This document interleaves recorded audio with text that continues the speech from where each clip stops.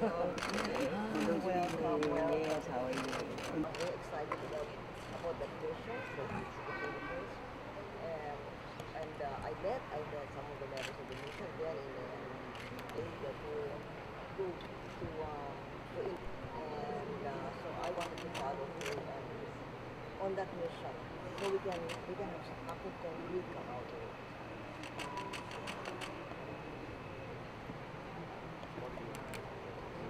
Remember the flying from New York.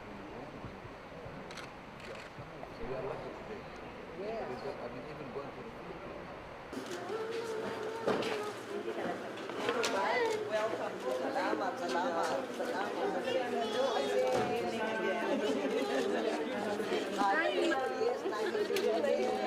Yes, at saka sorry to meet you. Waiting mo.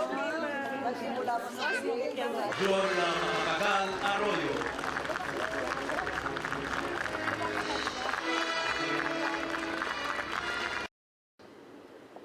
We thank the Lord for this wonderful day, for this gracious occasion to gather and be with us.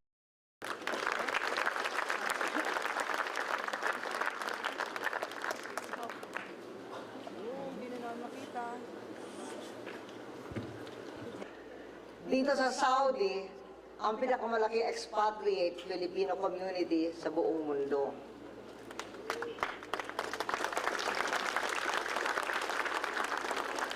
Kaya importante na tiyakin na matatag ang trabaho ninyo dito.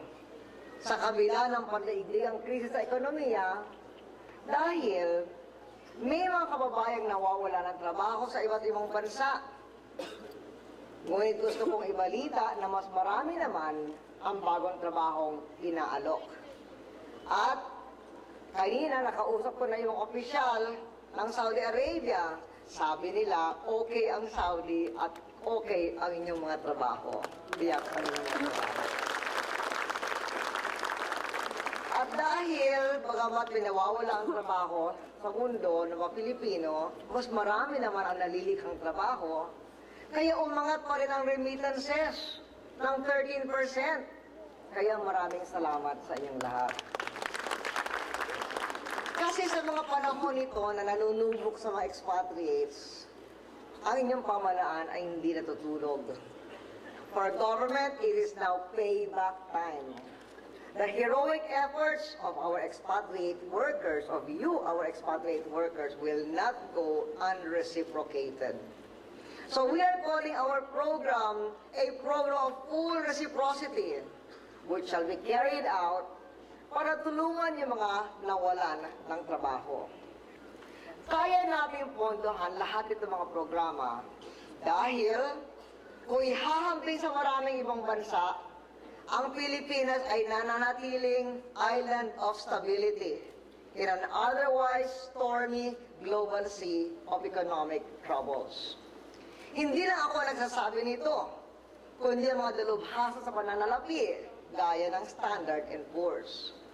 Pinagbago kasi natin ang ating ekonomiya ilang taong nakaraan. Ito ay tumutulong sa atin ngayon.